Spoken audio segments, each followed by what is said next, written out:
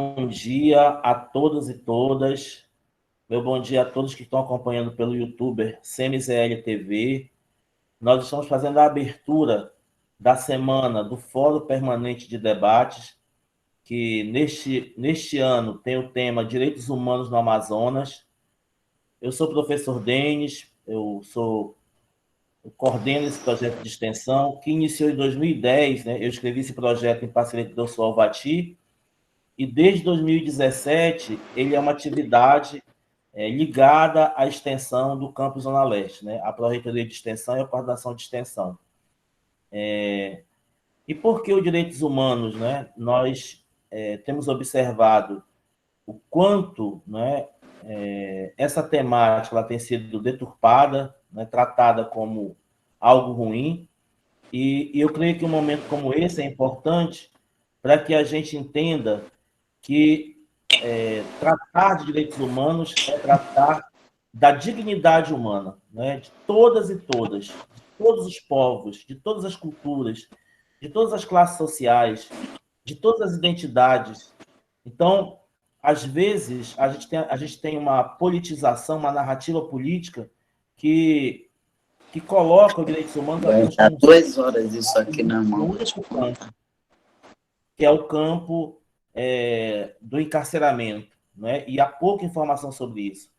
E nesta semana, nós vamos compreender como os direitos humanos é algo muito amplo e fundamental para que a gente tenha uma sociedade em que as pessoas tenham vida plena e digna.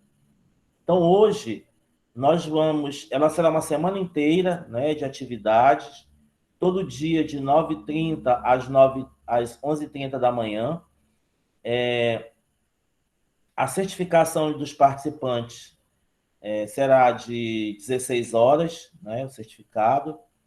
E nesta manhã nós contamos com pessoas muito queridas, especiais, que estão aqui para falar, né, que é a Maria Amélia, ou a Lourdes, né, que todo mundo conhece aí como líder quilombola, né, a Érica Souza, que vai mediar, que é pesquisadora também lá do Quilombo do Andirá, em Barreirinha, a Rafaela, que é do Quilombo lá da Praça 14, né, mestranda, a professora Maria Magela, que é doutora em antropologia, que também tem vários trabalhos feitos com povos quilombolas, o Vinícius, né, que é pesquisador também desta área, né, desse campo de estudo tão importante. Quero agradecer também aqui a nossa bolsista Luciana Dias, que está também aqui na sala, e a todos que entraram aqui para a sala do Meet. Ela não vai ser simultânea, porque deu problema de energia no campus, mas em breve estará disponível na TV CMZL, tá bom? Então, eu passo para a Érica dar encaminhamento à nossa manhã e agradecendo profundamente a participação de todas e todos. E obrigado também ao meu diretor de ensino, David, que também está nos dando apoio aqui nessa parte técnica. Então, um abraço a todos e bom evento para todos nós.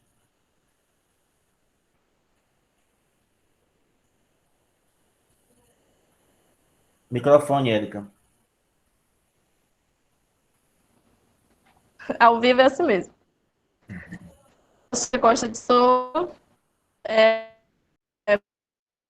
Agradecer o convite do professor Denis, coordenador desse projeto. Quero agradecer à bolsista Luciana Dias, convite, participando como mediadora desse debate. E, primeiramente, quero dizer que esse projeto ele é muito especial para mim, porque eu tenho uma trajetória nesse projeto de 2017, no qual eu e o professor Denis nós trabalhamos com a temática da história e memória do Infância MZL. Em 2018, nós demos continuidade ao projeto com uma temática sobre a cartografia social dos de rios do estado do Amazonas. E esse ano o projeto está com uma temática muito importante, que é os direitos humanos. E hoje eu não participo mais como bolsista, mas estou participando como mediadora. Por isso eu quero agradecer.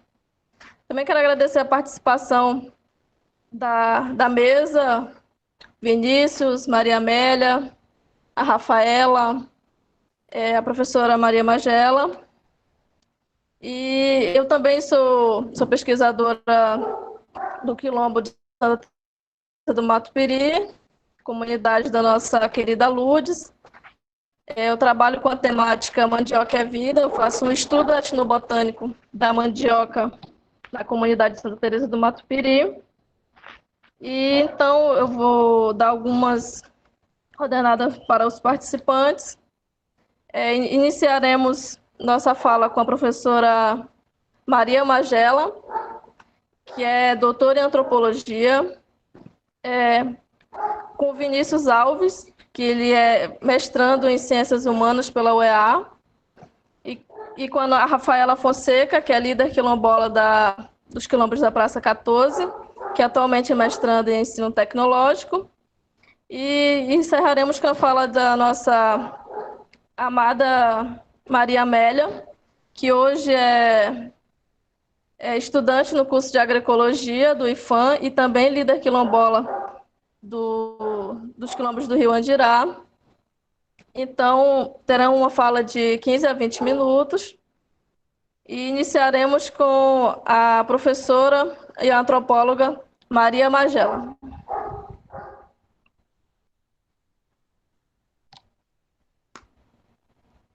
Magela, tem que ligar o microfone.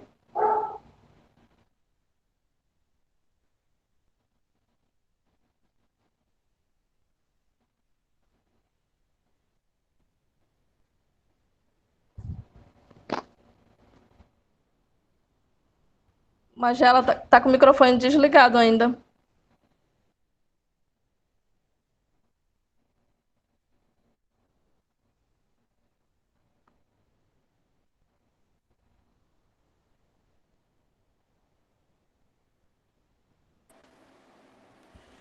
Bom Agora dia a sim, abriu o todos. microfone. Bom dia, Érica. Bom dia a todos. Eu quero inicialmente agradecer pelo convite que me foi formulado para tratar de um tema absolutamente importante nesse momento, sobretudo em que o país atravessa uma crise estrutural, humanitária, enfim, sanitária, e é um momento propício, absolutamente importante, que esse tema trazido pelo IFAM, por esse grupo de professores, bolsistas, seja da maior importância esse debate para refletirmos a respeito de todos esses aspectos que hoje, sobretudo na atualidade, ameaçam povos, comunidades tradicionais, enfim. É um assunto que deve estar na pauta do dia, reitero, principalmente diante dessas crises que nós temos enfrentado.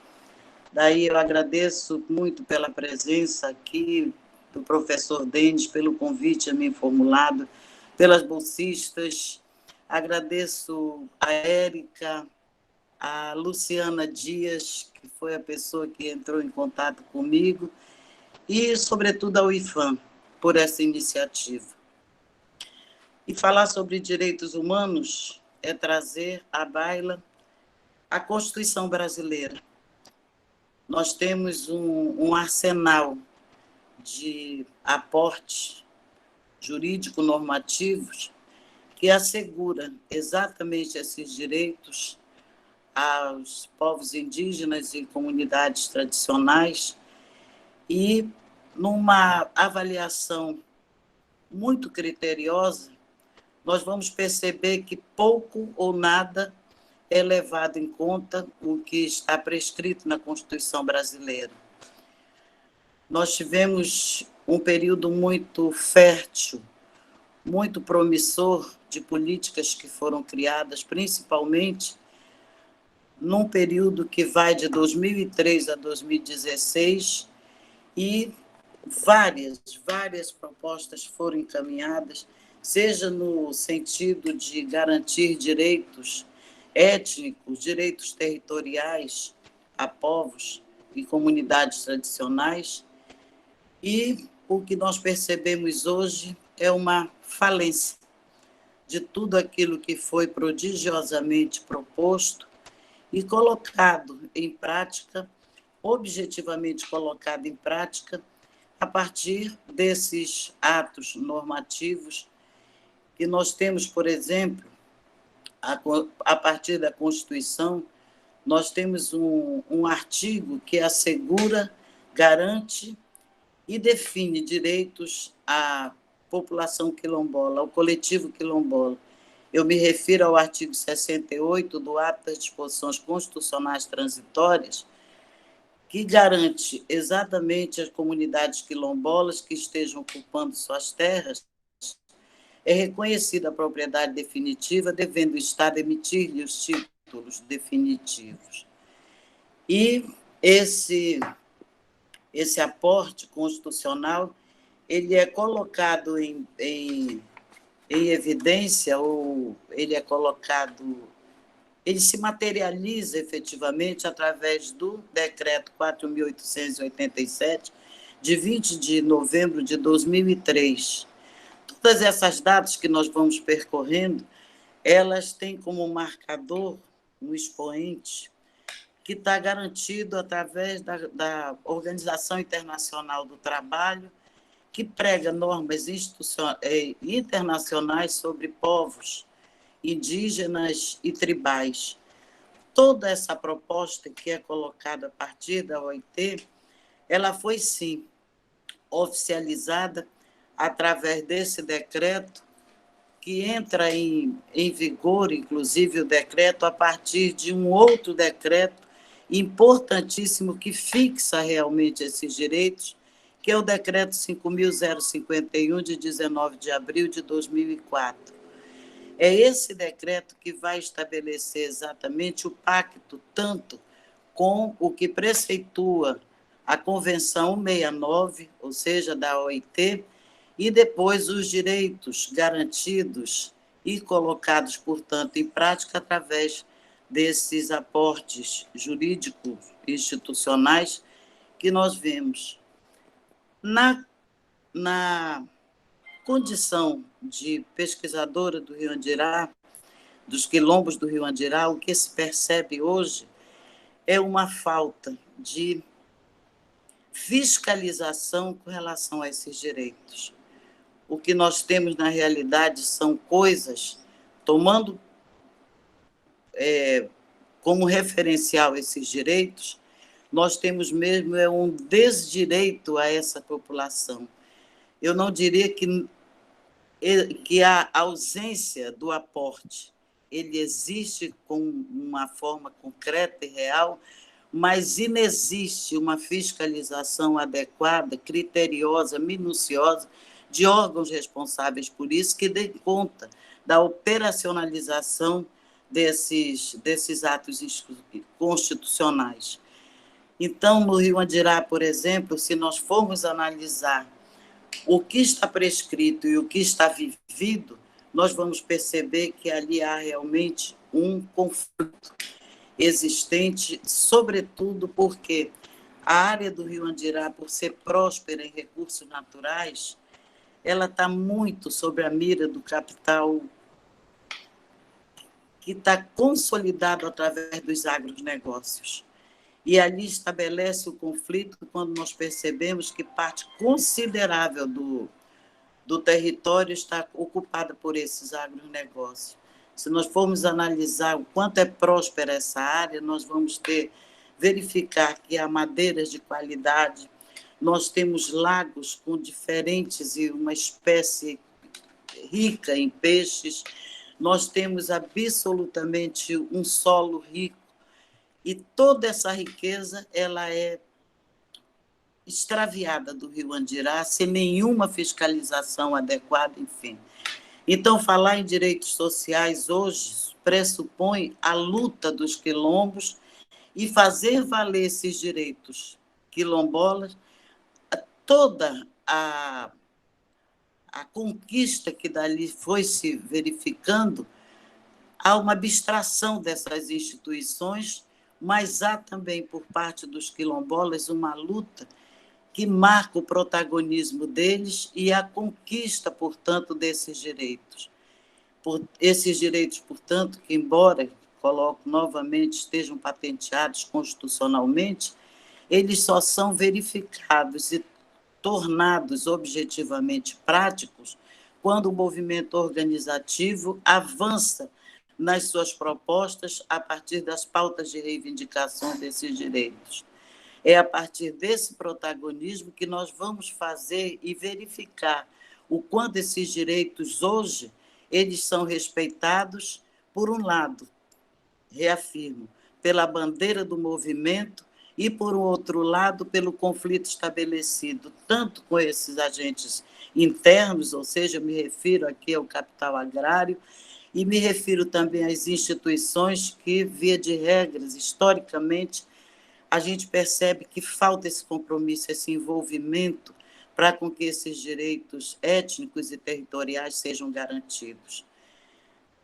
Nós tivemos um avanço prodigioso junto aos quilombos do Rio Andirá, por via dessa bandeira de luta, e que foi se consolidando principalmente quando Maria Amélia assume, em 2011 e 2012, assume o comando da Federação das Organizações Quilombolas do município de Barreirinha, é que começa, como ela se refere sempre, quando expõe as dificuldades dos quilombos, a romper a chave daquele cadeado que estava travado sobre nossos povos, nossas comunidades, nossos quilombos.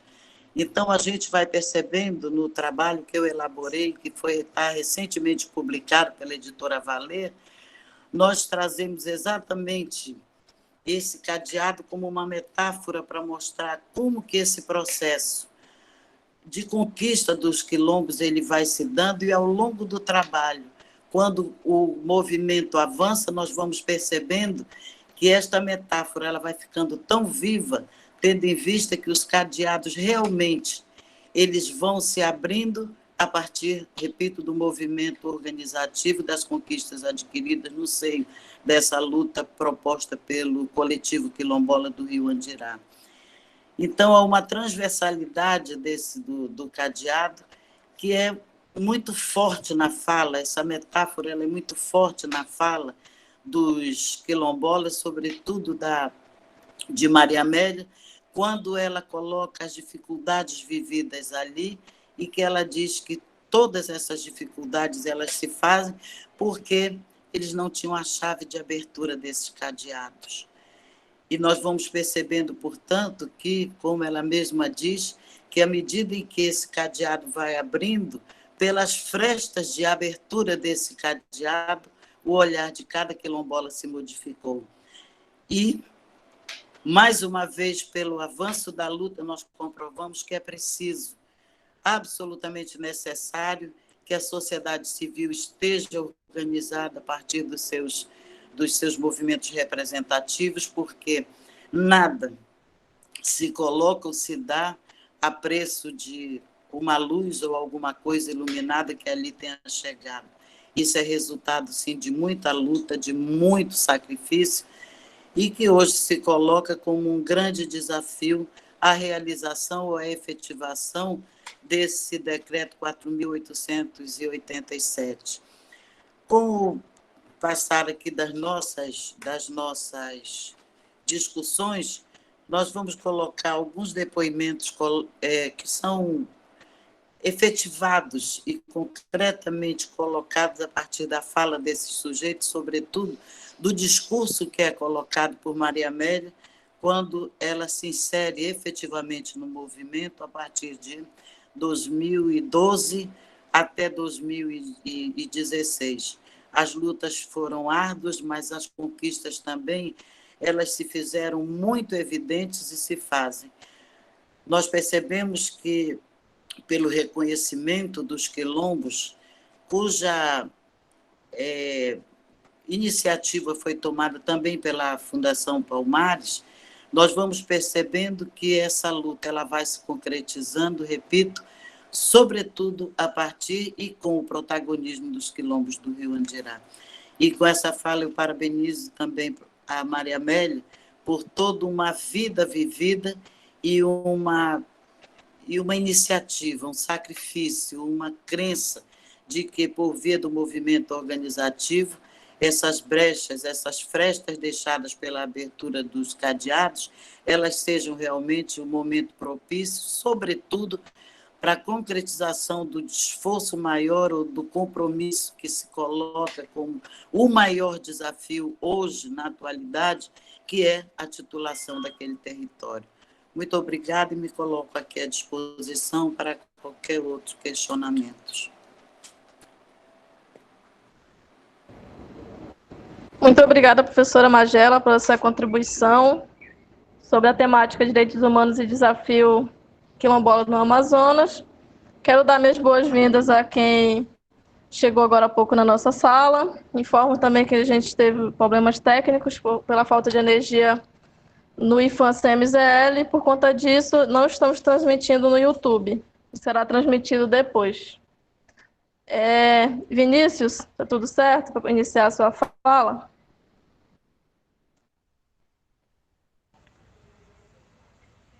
Bom dia, Érica, bom dia, professor Denis, bom dia, professora Magela, dona Maria Amélia, Rafaela. Quero agradecer ao convite formulado pelo IFAM, e esse ano é a minha segunda participação, a convite do Instituto Federal do Amazonas.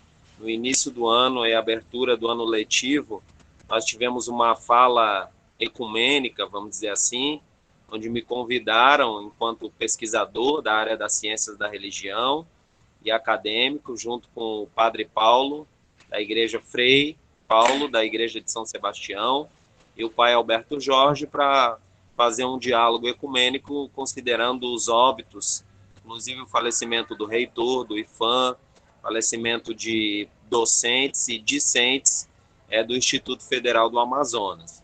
E agora, nessa oportunidade, professor Denis, na coordenação desse projeto, dos direitos humanos e as demandas, reivindicações das comunidades quilombolas aqui no Amazonas.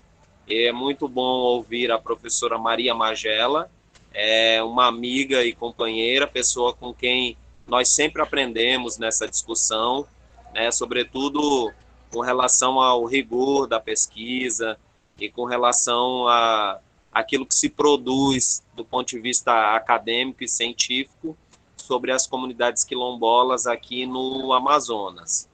Poderia dizer que a minha inserção, a minha trajetória se dá na pesquisa com a comunidade quilombola do Barranco de São Benedito, aqui em Manaus, a partir do ano de 2016, junto à UEA, Universidade do Estado do Amazonas, onde, por meio da convivência na cartografia social da Amazônia, pude conhecer outros pesquisadores desta área e receber aí as orientações do professor Alfredo Wagner, que é coordenador do projeto Nova Cartografia Social da Amazônia, e aí, então, desenvolvendo a minha pesquisa de campo ao longo de 2 anos, aqui na comunidade do Barranco, na Praça 14.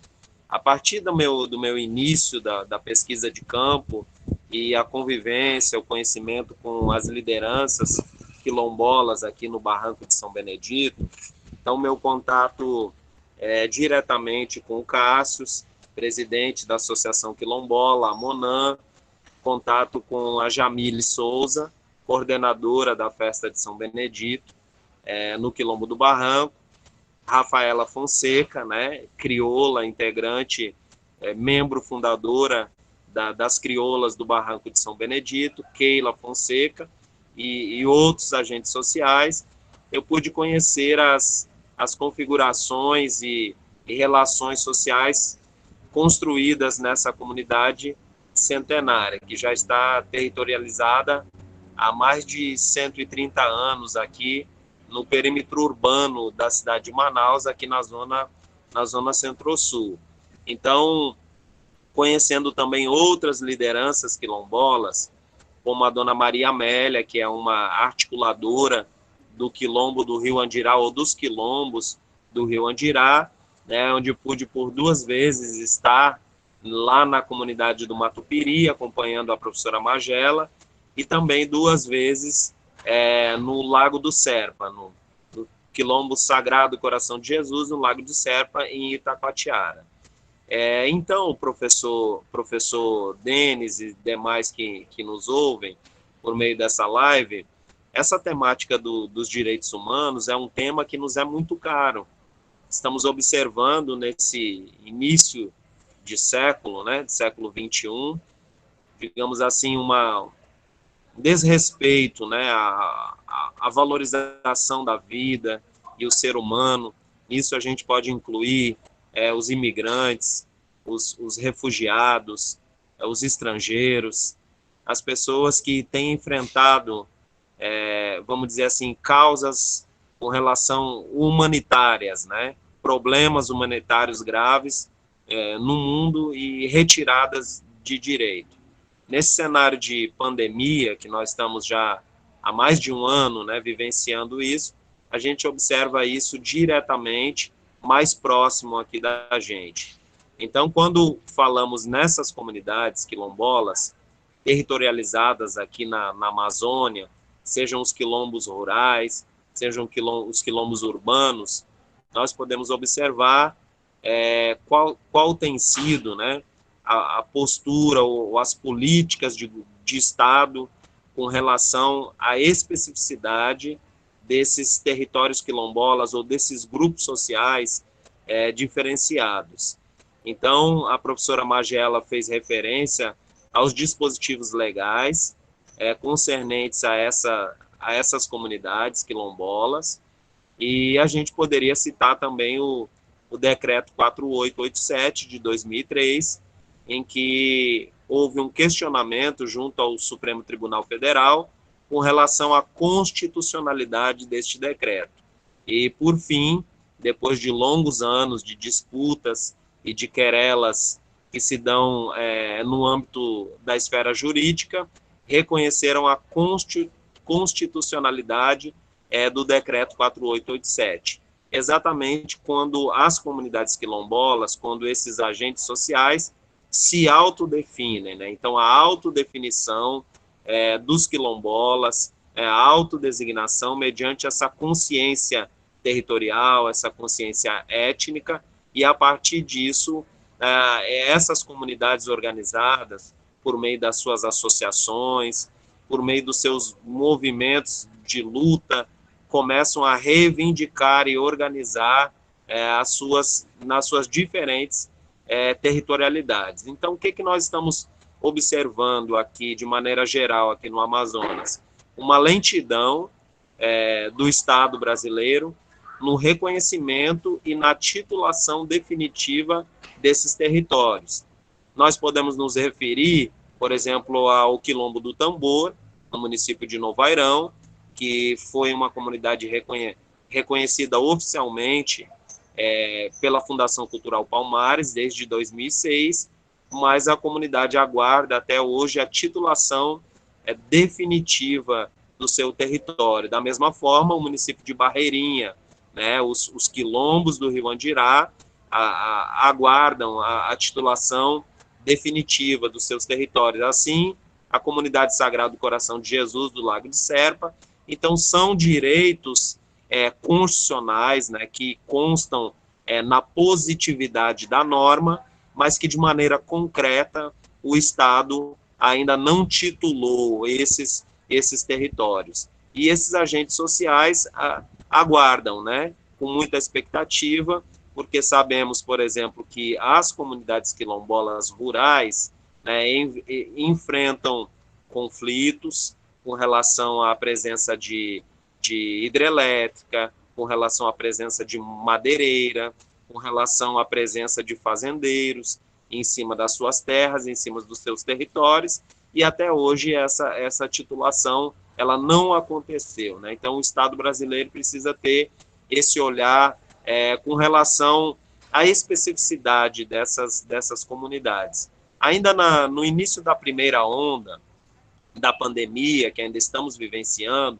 mas lá no início da primeira onda, no ano de 2020, as comunidades se organizaram, enviaram documentos para a Secretaria de Igualdade Racial em Brasília, para o Ministério Público Federal, para a Secretaria das Mulheres, informando a urgência e a necessidade do Estado enviar kits de higienização, de enviar máscaras, de enviar cestas básicas, e essa ajuda, ela demorou para chegar nessas comunidades. Então, nós temos notícia, por exemplo, que aqui na Amazônia, né, o estado do Pará foi um estado em que teve muitos óbitos, falecimento de quilombolas, no Amapá, e até mesmo aqui no Amazonas, né? Então, com óbitos no Quilombo do Barranco, na Praça 14, na comunidade quilombola do Lago do Serpa, em Itacoatiara,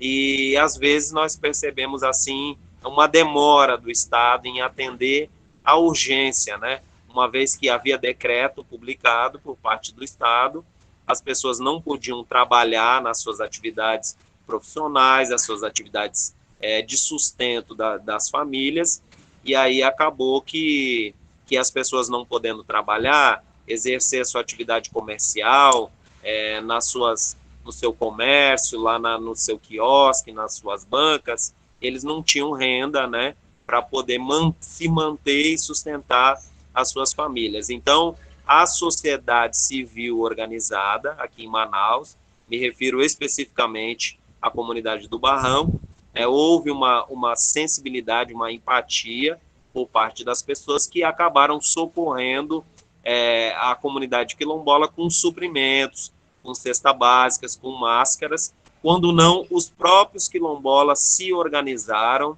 e enviaram ajuda para outras comunidades rurais. Então, a gente viu não uma ação efetiva do poder público, mas uma ação do próprio movimento, que se organizou como pôde, fazendo vaquinhas virtuais para poder suprir uma demanda de necessidade básica, né? De kits de higiene, de máscara e de alimentação. Então, o que nós vemos é uma lentidão por parte do Estado, e essas demandas, essas reivindicações, né, esses problemas, eles são problemas já conhecidos, são problemas públicos, né, são informações acerca de conflitos existentes nessa comunidade, e que muitas vezes as comunidades precisam acessar ao Ministério Público Federal, à Defensoria Pública, para poder ter a sua integridade física, né, a sua vida, vamos dizer assim, preservada por conta de ameaças, né? Ameaças, inclusive de mortes a essas lideranças quilombolas, de grupos empresariais e financeiros que têm interesses de explorar esses territórios, seja no plantio de soja, seja com a criação de gado, e seja com a exploração econômica, né? De construir empreendimentos comerciais em cima dessas terras, que são terras demarcadas como territórios de remanescentes quilombolas. Então, nós vemos assim que a luta é permanente, ela é constante, as comunidades têm o reconhecimento formal, né, mas que continuam tendo outras demandas de infraestrutura, de melhoria das suas comunidades, de organização das escolas que estão no entorno próximo dessas comunidades, que reconheçam essa cultura quilombola, né? Esses valores quilombolas que são vivenciados por essas comunidades que habitam secularmente nesses territórios. Então, nós temos observado, assim, agora nesse cenário mais recente, vamos dizer, uma insensibilidade com relação ao Estado, com as demandas dessas comunidades, e tem feito com que as lideranças, né, tenham dificuldade na sua organização, mas nós temos visto, né, uma luta política, organizativa, a conquista dessas lideranças nos espaços educativos, adentrando a universidade, nas graduações, nas pós-graduações, e é uma luta que ela é permanente. Então, a gente, enquanto acadêmico, né, estudioso, percebe essas territorialidades, né, quilombolas aqui na Amazônia, mas que tem as suas demandas, os seus conflitos, e que precisa de uma sensibilidade, né, como está tendo o IFAM, como está tendo a Universidade Federal do Amazonas,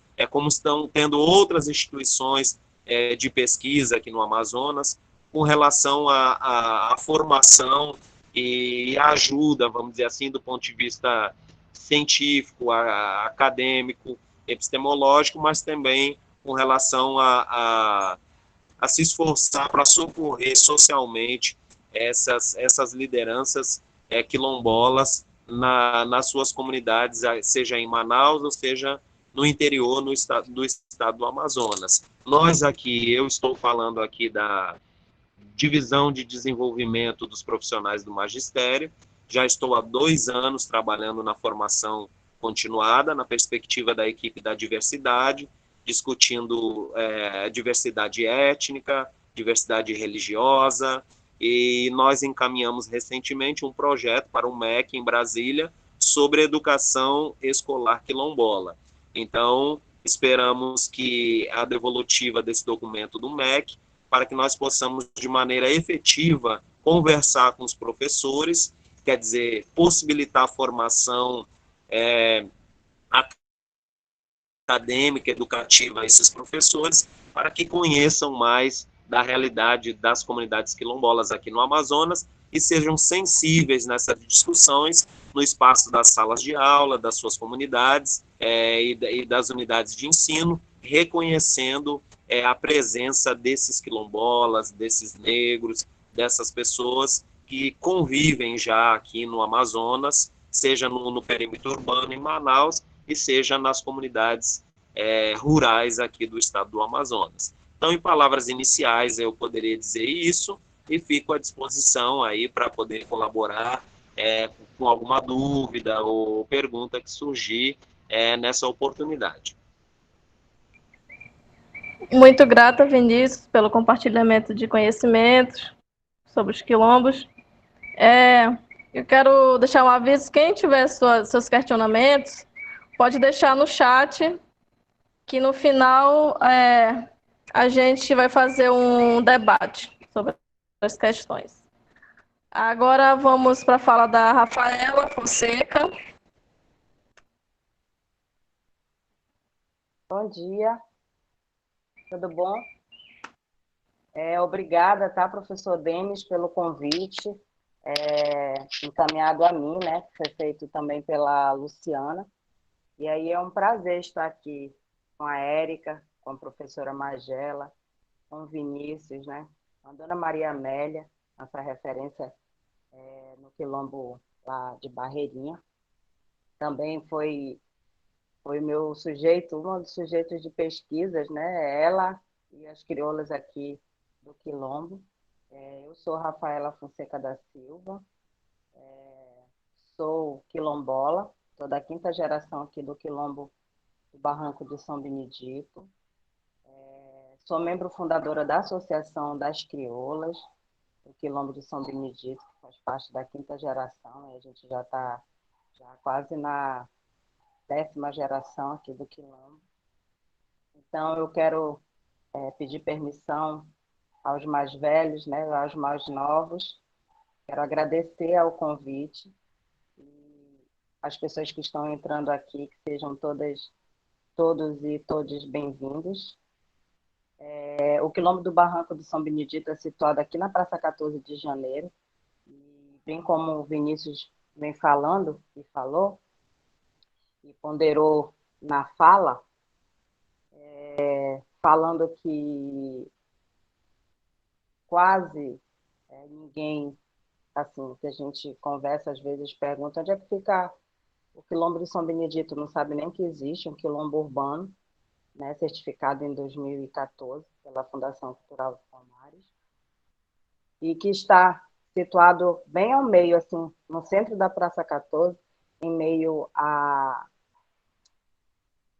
lojas de autopeças, e que tem um pagode, que é o pagode do Quilombo de São Benedito, e fica na Japurá. Nós ficamos aqui situados entre a Japurá, Duque de Caxias, Tarumã, Visconde de Porto Alegre e Amundá.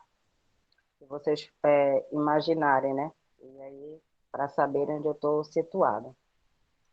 Eu sou mestranda do ensino tecnológico aqui do IFAM, da Zona do Centro. Eu já fui do IFAM Zona Leste, do DEPA. E falar tudo isso que a professora Magela falou, dessa importância que tem na Constituição, muito bonita, né? Sobre os direitos humanos, e lembrar que muitas disso que está bonito lá escrito na Constituição não é levado a sério, tanto que a gente vê para mim é um desgoverno que está aí, tirando todos os direitos dos quilombolas, dos indígenas, né? E bem como o professor Vinícius também falou sobre os refugiados estrangeiros, que a gente vê essa problemática humanitária. Aqui no Quilombo do Barranco de São Benedito, no ano passado, na pandemia, nós só tivemos ajuda da sociedade civil, que se mobilizou conosco e nos fez várias doações de ranchos, várias. E nós não pensamos só em nós aqui de dentro do Quilombo, nós pensamos também nos nossos irmãos, né, de outros lugares aqui do interior, né? E nós tentamos ajudar da maneira que nós podíamos na época. Por quê? Porque a minha família, em sua maioria, vive da informalidade, né? Tem bancas de guloseimas e precisavam trabalhar. Nós perdemos aqui dentro da comunidade várias pessoas. Nós perdemos a Jennifer, que era minha prima que morava no Rio de Janeiro e veio visitar a minha tia em outubro. Ele se contaminou com o vírus, faleceu em dezembro, e era membro fundadora da Associação das Crioulas, foi a precursora. Nós perdemos também quem morava no território, que eu chamava de tio Zeca, que morreu em maio de Covid. E aí foi uma sequência de várias perdas. Foi muito rápido, né? E depois da morte da Jennifer, nós tivemos também a morte de um primo em janeiro, naquele pico, né, que houve aqui em Manaus de falta de oxigênio, que foi o Marcelo. E que tudo isso nos faz e me faz refletir muito a respeito desses direitos que nós temos que estar todo o tempo lutando, pedindo, implorando. A mesma coisa foi para a vacinação aqui dentro da comunidade, porque fizeram um encarte muito lindo, né, sobre os povos tradicionais que iriam tomar a vacina, e tinha lá no encarte uma quilombola urbana, e nós ficamos para trás para receber essas vacinas. Os quilombos rurais estavam tomando a vacina e nós aqui não podíamos tomar. Então, a Jamile, minha prima Jamile, a Elba, uma outra prima minha e eu, nos mobilizamos para mandar um e-mail para a Censa, questionando a respeito disso. Por que a gente ia ficar fora da vacinação? E tivemos que fazer uma mobilização para que eles tomassem as medidas cabíveis para que fossem vacinados, porque nós temos a saúde da população negra, e que era feito esse trabalho até 2019 dentro da comunidade. E por que a gente ia ficar de fora?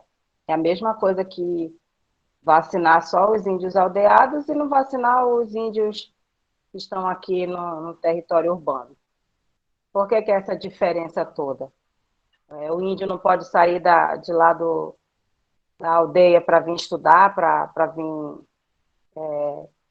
fazer seus afazeres ou construir sua vida, não tem esse direito, como as pessoas que não estão dentro do território, que viajaram e moram em outros estados, não podem ser consideradas quilombolas? Não tem como.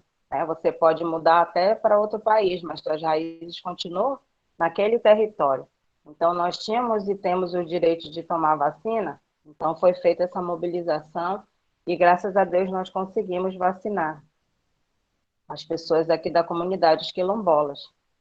Mas foi uma correria horrível, né, para conseguir ranchos, e como eu falei, a sociedade civil que nos ajudou. Houve essa mobilização toda para que se conseguisse rancho, porque a gente tem que pensar, e ficou bem evidente esse problema, né, humanitário, porque muitos tinham para ficar dentro de casa e outros não tinham, porque tinham que trabalhar para pegar e dar o sustento para os filhos. Porque os filhos, as crianças não querem saber se vai ter comida ou não. A gente tem que correr atrás. Então, essa ajuda foi super importante dos professores, né, da universidade. Os professores se mobilizaram também, nos ajudaram. Então, a gente só tem a agradecer a todo esse trabalho feito pelos movimentos sociais. Então, dizer que essa ajuda foi muito importante, porque não teve ajuda de político, não teve ajuda de ninguém, só da sociedade civil que esteve pronta a nos ajudar. Então, todo o tempo a gente tem que estar o quê? Tá lutando constantemente e permanentemente. Então, só quero agradecer ao IFAM, né, e ao UFAM por ter políticas afirmativas dentro do propósito curricular deles. Porque se eu estou dentro de um mestrado, é porque os que vieram antes de mim deram um pontapé inicial e agora nas instituições IFAM e UFAM me deram a oportunidade de adentrar e estar lutando pelos meus ideais. Então, eu só tenho a agradecer. Obrigada. Se tiverem alguma pergunta, vocês podem deixar aí no chat. Obrigada, Érica. Obrigada, Rafaela, por tocar nessas questões que são tão importantes. Eu quero deixar um aviso aos que estão entrando agora, minhas boas-vindas. E para garantir a certificação, deixar o nome completo e e-mail no chat. Vamos agora dar início ao ciclo de palestras. Vamos agora ouvir a nossa quilombola Maria Amélia, estudante do curso de agroecologia aqui do Infância MZL. Maria Amélia, é com você. Eu quero dar meu bom dia a todos e a todas, doutora Magela, Rafaela, professor Vinícius, professor Denis, professor David, assim, e o povo geral que está nos ouvindo.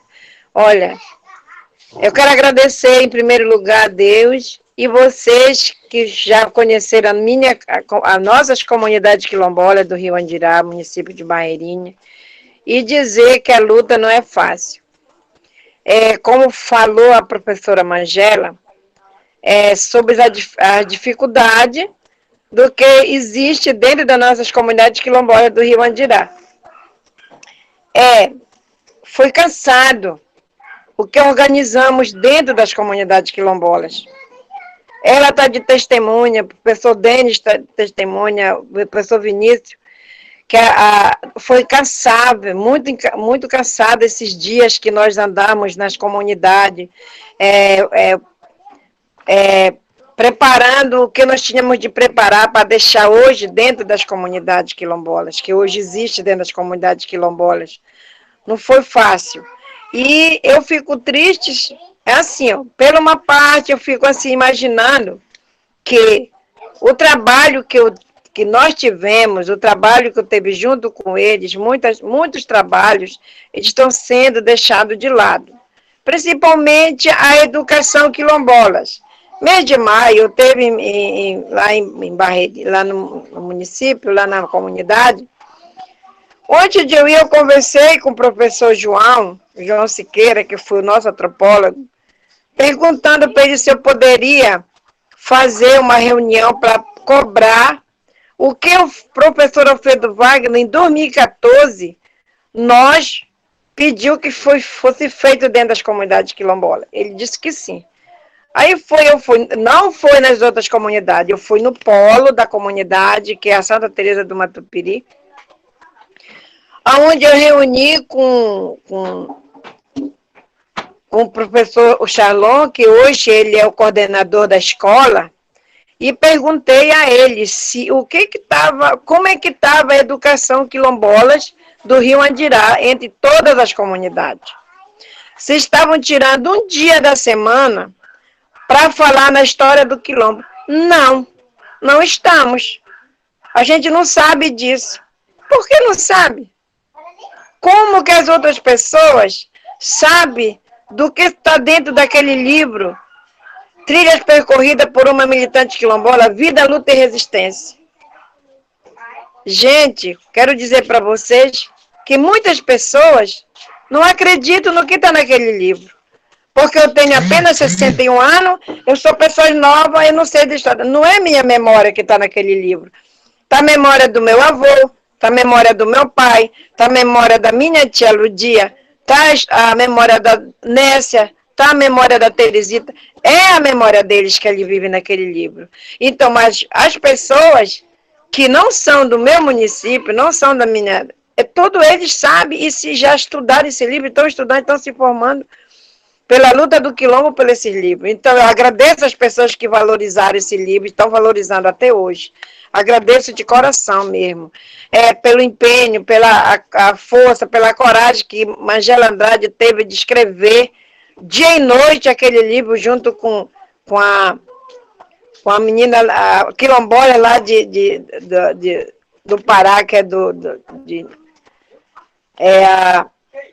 no momento eu esqueci o nome dela. Mas foi trabalho para Magela, foi trabalho para ela também, que escreveu essas palavras, esse documento, esse livro. Esse que foi feito. Então, gente, a Érica, quero dizer assim, a Érica foi uma pessoa incansável também, ela está fazendo a pesquisa dentro da comunidade, ela pesquisa a mandioca e vida. Sem a roça, a gente não pode viver. Então, foi o que eu imaginei. Hoje em dia, que hoje eu estou quase terminando minha aula de agroecologia dentro aqui de Manaus, eu quero agradecer, em primeiro lugar, todas as pessoas que me apoiaram, todas as pessoas que me deram força para mim estar hoje numa universidade, e dizer para aquelas pessoas que não acreditavam, porque eu era uma analfabeta. Hoje eu não me estou mais como uma analfabeta, hoje também eu sou uma estudante dentro do IFAM Zona Leste. E agradeço muito, né? Então, essa é o meu sentimento, assim, de dores, muitas secretarias de dentro do município, ela nos discrimina, dizendo que esse documento não tem valor. Se uma pessoa vai para se aposentar, não tem valor, porque nós não temos o título definitivo. Sim, nós não temos o título definitivo, mas nós temos a delimitação, delimitação dentro das comunidades quilombolas. Nós não temos nosso título definitivo, porque vocês sabem que nós, em 2013, foi uma coisa. De 2003 até em 2016, foi um momento muito bom, porque nós tivemos pessoas que tinham amor, queriam ver o povo feliz, e nós ajudamos. Por quê? Ajudaram nós. Por que o decreto 4.887 ele nos ajuda? A lei 10.639, ele diz assim, aonde existe famílias quilombolas, eles têm o direito de fazer o seu território. Se tem está escrito na lei, e por que não abraçar essa lei? E por que não dar continuidade, que seja dentro do nosso município valorizado essa palavra, porque nós fomos reconhecidos pela Fundação Palmares, como muitas pessoas... porque olha, desde quando apareceram esse povo quilombola, tudo mudou. Não aparecemos, nós viemos de uma família de um sangue negro de Angola. Então, nós não se aparecemos, nós não somos capim para brotar do chão, mas nós somos pessoas que nascemos como ser humano. Então, é por isso que eu quero dizer assim para vocês, estou muito feliz de hoje eu estar nessa live junto com vocês, sabendo que essa luta continua. Mas eu estou aqui em Manaus, mas eu não estou como moradora, eu estou estudando. A Maria Amélia não pode concorrer à eleição porque ela está morando em Manaus. Estou morando sim, mas como estudante, mas tudo que foi para dentro da comunidade quilombolas, através da minha articulação, rancho, vacina, a minha reclamação, quando eu vi que estava, botar na rede social que estava, o povo quilombola estava tomando vacina, resto que tinha tirado dos indígenas. Aí eu falei com Joana, da Fiocruz, falei com Selma, da CONAC, e reclamei. O que foi que fizeram? A vacina veio diretamente para o povo quilombolas do Andirá e de todas as comunidades rurais, que foi para Andirá, veio para Serpa, foi para Novairão. E também eu também questionei para nós que moramos aqui como estudantes, como quem trabalha, e veio de Barreirinha. Nós 36 doses nós tomamos aqui lá na representação de Barreirinha e temos agora esperando a segunda dose, agora 15 de setembro, para tomar a segunda dose da vacina para quem mora aqui dentro de Manaus, como estudante, como trabalhador. Então, gente, essa é a luta. A luta é intensa.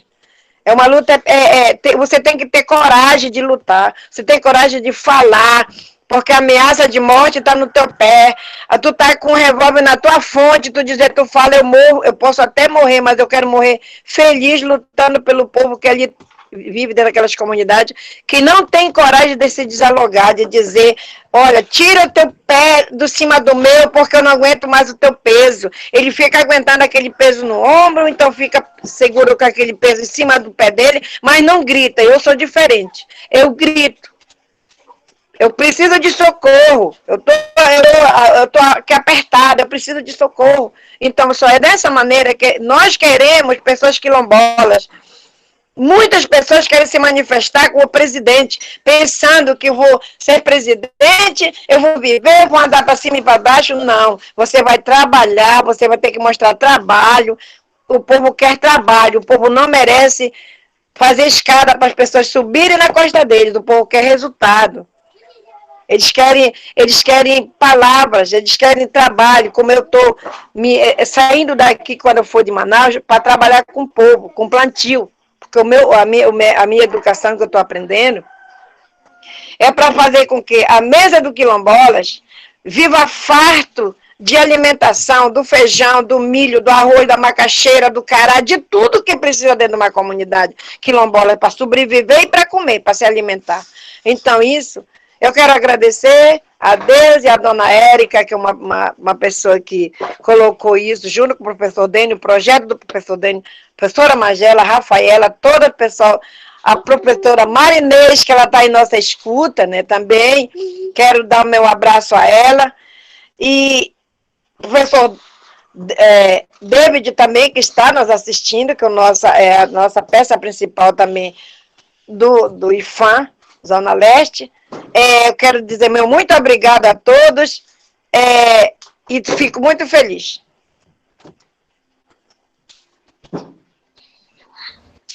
Obrigada, Lourdes, nossa Maria Amélia, obrigada por compartilhar suas experiências. Então, surgiu 2 questionamentos aqui, da Jeane Ferreira.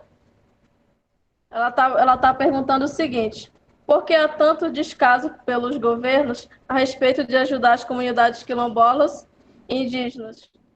Qual é os argumentos deles? Por que um descaso muito grande? E Érica? Oi. Seria interessante já juntar, se aqui na sala tem mais questões, e já jogava como um bloco para os nossos palestrantes. Como nós não transmitimos pelo YouTube devido à crise energética lá no campus, Aqui na sala nós temos um grupo bem grande. Então, se alguém quiser colocar no chat alguma questão ou levantar a mãozinha e fazer também a questão para os nossos palestrantes, a gente abriria um tempinho e já jogava como um bloco para nossos palestrantes. Perfeito, professor Denis.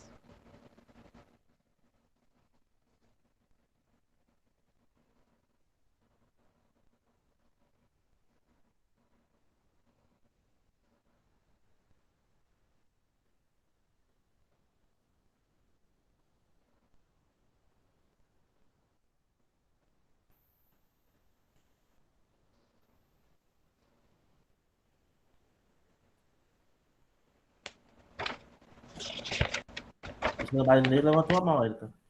O Marinês levantou a mão.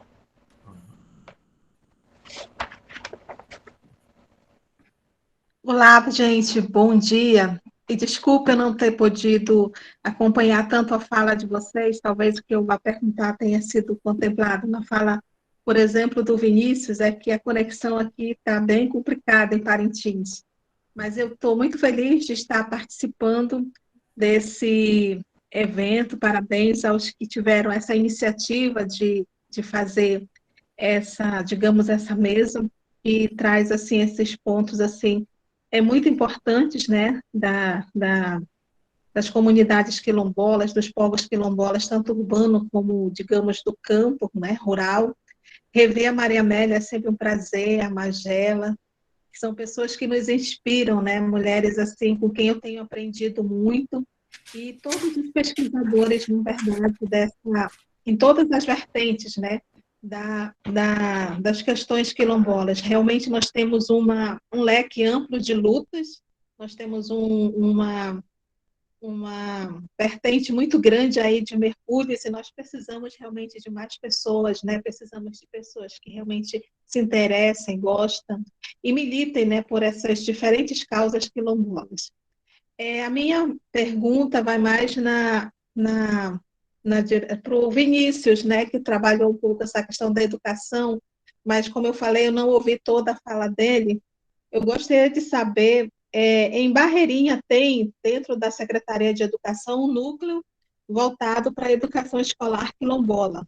A gente tem acompanhado um pouco, mas é um grupo que praticamente é bem oscilante, né? Eles já mudaram, acho que umas 2 vezes a composição desse grupo de pessoas que tem como tarefa específica acompanhar as diretrizes da educação escolar quilombola para que se efetive, né, para que se realmente estruture dentro do município, né, dentro das suas comunidades, a começar pelo projeto político-pedagógico, que é um pontapé inicial, e depois outras questões como a situação, por exemplo, curricular. Eu gostaria de saber se dentro da... Eu sei que dentro da SEDUC também existe um grupo, né, uma pasta, né, que trabalha essa questão da diversidade, e eu queria saber assim, como é que está sendo o acompanhamento, se é possível ter esse acompanhamento dentro, mais próximo realmente, tanto da secretaria, né, dentro dessas coordenações de educação escolar quilombola, como para as escolas realmente quilombolas, né? Dentro do Andirá, cada comunidade tem sua escola, e cada escola é uma diversidade de situações, porque vai depender do tamanho da comunidade, vai depender do quantitativo de alunos, vai depender também a questão da formação dos professores. Isso que a Maria coloca também é muito importante, é muito sério, essa aproximação da identidade do professor com as questões específicas, né, da educação escolar quilombola. Isso realmente necessita ser efetivado, porque se não houver esse interesse, se não houver essa identidade, né, essa questão dessa aproximação real, realmente, juntando o trabalho com a sua história, a gente vai perder muito mais ainda. Era essa a minha questão nesse momento, e muito obrigada pela participação aqui com vocês. Eu soube hoje e corri atrás para poder realmente assisti-los um pouco.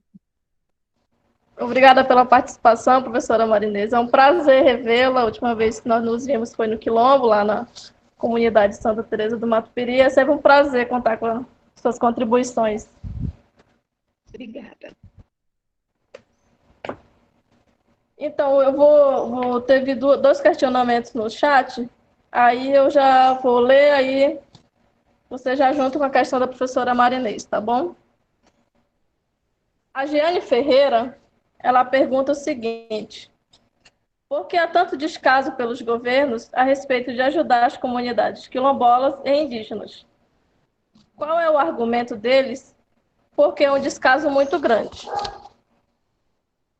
A Luciana Dias, ela faz o seguinte questionamento: eu gostaria de saber, principalmente a pergunta estava voltada para a dona Amélia e para a Rafaela, os representantes do Quilombo, como eles estão enfrentando o desafio de convencer as pessoas do Quilombo a aderir à vacina. Então, já que a pergunta da professora Marinês foi direta para o Vinícius, Vinícius, você gostaria de iniciar? Ok, Marinês, primeiramente dizer que é um prazer te rever, mesmo aqui que de forma virtual, né? A última vez que nós nos encontramos foi lá no Matupiri, né? Lá no Andirá. Depois a gente conversou rapidamente aqui na CEMED, aqui em Manaus. Mas a tua pergunta ela é muito interessante. Depois do meu retorno, quando eu terminei a minha pesquisa, de escrever a dissertação, eu voltei aqui para a gerência de formação continuada para discutir as questões das comunidades quilombolas e aquilo que eu havia estudado especificamente aqui no Quilombo do Barranco, em Manaus. Então, na pasta da diversidade, a gente discute a diversidade étnica, a diversidade religiosa, questão de gênero, as diversidades no seu sentido mais amplo, maior. Quem fez contato comigo lá de Barreirinha foi a Edicleusa, professora Edicleusa, que foi aluna do professor João Marinho, que está trabalhando nessa frente de educação escolar quilombola. E eu fiz um contato inicial com ela, conversei algumas questões. Aqui em Manaus, nós não temos na CEMED escolas quilombolas, nós temos escolas indígenas. Inclusive, há uma gerência indígena. A CEMED de Manaus ela foi demandada pelo MEC em Brasília, e o MEC fez um contato com a CEMED, pedindo que a CEMED enviasse um projeto para ofertar a educação escolar quilombola. E aí, a partir do envio desse documento para Brasília, que foi enviado agora recentemente, nós estamos aguardando a devolutiva do MEC para iniciar a formação com os professores nessa temática específica da educação escolar quilombola. Então, inclusive, eu fiz contato com a Rafaela, que é mestranda no IFAM, a Rafaela fez contato com a Gilvânia, lá de Brasília, que é quilombola da UNB, e o projeto iniciando, né, o cronograma, elas vão prestar também uma assessoria, de maneira que possam contribuir, uma vez que a Rafaela pertence a um coletivo de discussão nacional sobre educação escolar quilombola. É algo que está ainda no seu início, vamos dizer assim, está na gênese, mas que nós precisamos ter um olhar, né, voltado, educativo, das secretarias de educação, a SEDUC, a CEMED, para essa demanda da educação escolar quilombola, que é algo que a CEMED ainda vai iniciar. Nós tratamos da temática quilombola nas nossas formações, mas de maneira muito geral. A educação escolar quilombola ela vai iniciar ainda e tem toda uma pedagogia específica com relação a isso, né, Marinês?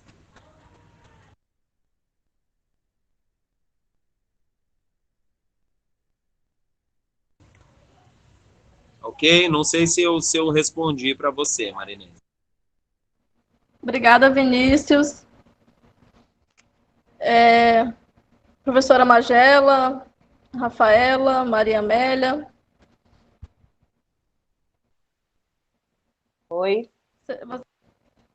Oi, vocês querem que eu repita o questionamento?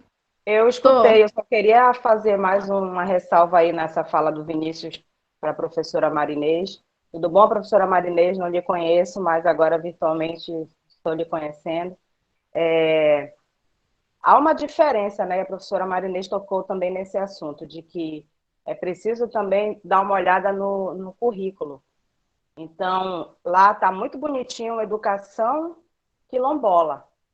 E aí tem essa diferença da educação quilombola, como a dona Amélia está sempre questionando, que é essa valorização de você contar a sua própria história, a história da comunidade, que existe. E muitos professores, eles estão no entorno do quilombo, mas não sabem da história. Então, é importante essa sensibilidade por parte da gestão, das escolas, dos professores, para essa formação continuada. Então, a dona Amélia tem 2 sobrinhas que estão também comigo no grupo da CONAC, e que eu quero que também participe.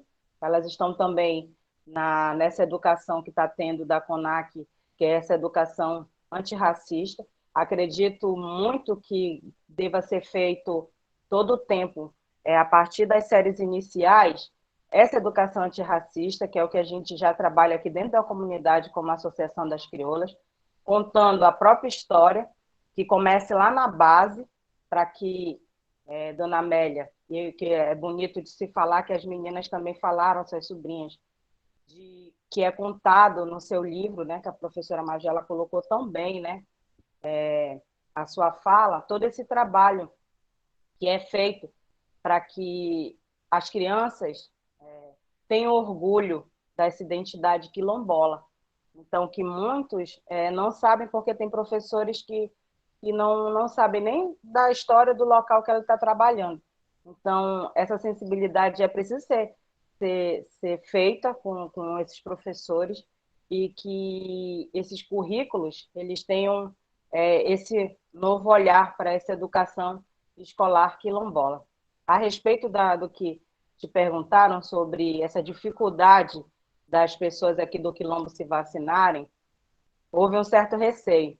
Por quê? Porque nós estamos num governo, que para mim é um desgoverno, que diz que a ciência não vale de nada, né? Que os pesquisadores não servem, e que o trabalho é deixado de lado, né? Que as pesquisas não são valorizadas. Então, o povo teve medo de tomar a vacina. E houve todo um trabalho de desarticular toda essa fala, né, negacionista da ciência, da importância da vacina, para que todo mundo se vacinasse. Até porque nós tivemos que falar sobre as doenças, né, provenientes dos negros, lembrar das pessoas que morreram, que não foram poucas, porque, como diz o professor Alfredo Wagner, foi um obituário enorme, né, de pessoas, porque nós adentrávamos o Facebook ou qualquer lugar, né, Instagram estava lá, nota de pesar, que estavam morrendo de Covid. Fulano morreu de Covid, foi um obituário enorme. Então, eles tinham que lembrar que a vacina ela não matava, isso é para se prevenir. Só que prevenir só tomando a vacina não ia adiantar de nada se o quilombola não tomasse as medidas da vigilância sanitária, que é não aglomerar, usar máscara, ter todo esse cuidado, lavar as mãos, tem álcool em gel. Então, foi uma luta e foi trabalhoso, né? Fazer toda essa articulação para que viesse a vacina. E veio, graças a Deus, a fala da dona Amélia é muito importante, de que veio essa vacina, eles se vacinaram. Agora, tem um impasse, porque a gente sempre entra naquele das vacinas aqui de Manaus e vê quem se vacinou com a segunda dose. E a segunda dose, ela foi adiantada.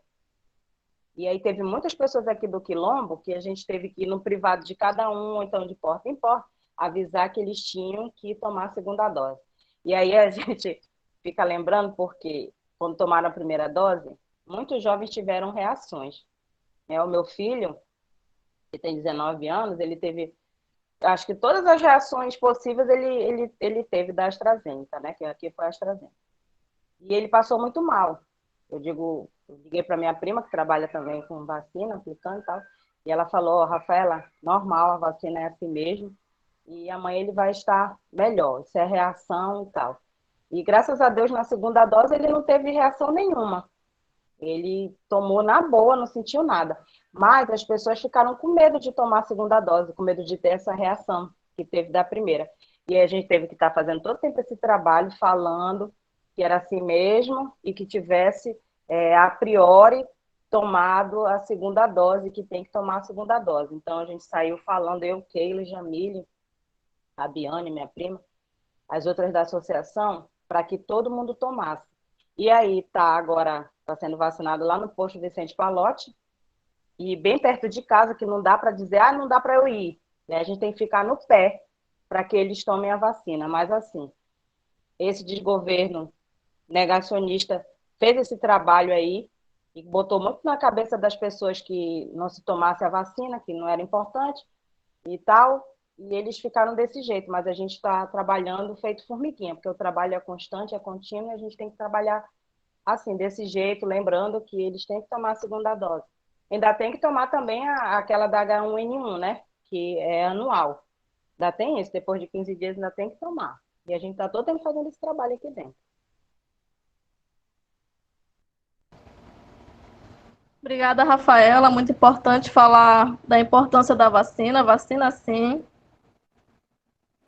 Professora Maria Magela, Lourdes. Érica, eu gostaria de fazer algumas explicações aqui sobre as iniciativas tomadas pelo governo municipal de Barreirinha, na pessoa do prefeito Glênio Seixas, sobre a iniciativa de criar um núcleo de ensino na história afro-brasileira, e esta iniciativa ela sofreu um prejuízo, sim, por conta do avanço da pandemia. Mas há, com certeza, já uma equipe estabelecida que vai construir esse núcleo para incluir no currículo oficial da rede de ensino a obrigatoriedade da temática da história e cultura afro-brasileira. E essa iniciativa certamente não prosperou por conta dos entraves impostos mesmo de contato, enfim, trazidos pela pandemia. Mas eu sinto, ou espero, ou tenho quase que a certeza que há pessoas muito interessadas e empenhadas em criar isso. Nós temos, por exemplo, uma população que precisa se inserir, uma população de jovens que precisa se inserir nessa luta por resgatar ou instaurar essa política, né, no âmbito dos currículos do ensino fundamental e ensino médio. Nós temos, por exemplo, uma população de 486 famílias nos 5 quilombos, que são Ituquara, Boa Fé, Matupiri, São Pedro, Trindade. E essas comunidades, na sua soma, há precisamente 2.340 pessoas, ou seja, uma população de 2.340 habitantes nessa. Você imagina o quantitativo que está incluído aí das crianças que precisam ter o alcance dessa educação, tanto do ponto de vista histórico, cultural, enfim. E há essa iniciativa lá posta, inclusive encaminhada pela antropóloga, né, Carliane, e isso aí certamente prosperará tão logo seja possível abrir, pelo menos em tese, né, essa possibilidade, né, do contato, da efetividade dessas ações. E quanto aos desafios que alguém está colocando, o que há disso? O que há com relação ao descaso ou não compromisso com os direitos fundamentais dessas populações? Há um dado que que é histórico. Há uma luta, e essa luta é uma luta de classes, há uma correlação de forças entre o interesse da sociedade civil e o interesse de sociedades outras, no caso, representado pela sociedade política, que acirra assim, um conflito entre propostas, entre princípios, entre a condução de perspectivas do lado da sociedade civil organizada e do outro lado de interesses outros que se colocam, sobretudo quando nós imaginamos, eu reitero aqui, que essas áreas do Rio Andirá, por serem prósperas de recursos naturais, estão sempre na mira do capital agrário e, portanto, nessa luta de interesses, nós temos ali a população quilombola que luta incessantemente pela manutenção das suas áreas, acesso e manutenção das suas áreas de manejo. Então, é uma contradição que é histórica e que avança, ela vai para além das relações interpessoais para se colocarem no âmbito das relações políticas mesmo, econômicas e sociais. E é uma luta. E dessa luta há também saldos, há muita coisa que foi colocada e que hoje nós temos como uma conquista do movimento organizativo encaminhado pela Federação das Organizações Quilombolas do município de Barreirinha. Eu penso que, através do saber, da educação, é que nós vamos fazer valer e assegurar esses direitos. E hoje os quilombos do Rio Andirá, eles se tornaram um verdadeiro laboratório de pesquisa. E isso muito nos alegra, porque é através dessa concepção crítica é que nós vamos fazer garantia, assegurar tais direitos. Nós temos hoje, nos quilombos do Rio Andirá, a produção acadêmica de 12 objetos de estudos, alguns já defendidos, né, através de dissertações e defesas de doutorado, e outras em processo. Nós temos o trabalho aqui, eu vou falar o nome das pessoas que se colocaram. Tem o meu trabalho que foi realizado, né, que foi o resultado da minha pesquisa de mestrado, que aconteceu em 1996. Nós temos depois uma outra pesquisa minha, que é esta agora, que está publicada, inclusive o livro está publicado, que trata dos problemas dos quilombos e que traz uma reflexão a respeito também, inclusive, do descaso com as políticas públicas, mas também pontua várias tendências do movimento em ter elaborado suas propostas e alcançado determinadas conquistas. Nós temos o trabalho do professor João Marinho, que foi também no resgate histórico.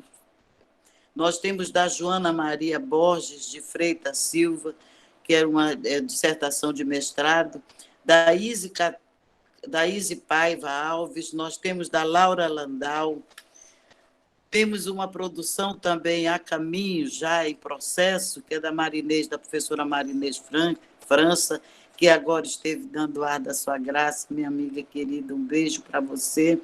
Nós temos o trabalho de doutoramento do Patrício Azevedo, também em processo de elaboração, da Antônia Érica, que está aqui nos auxiliando nesse belo encontro que ora se realiza.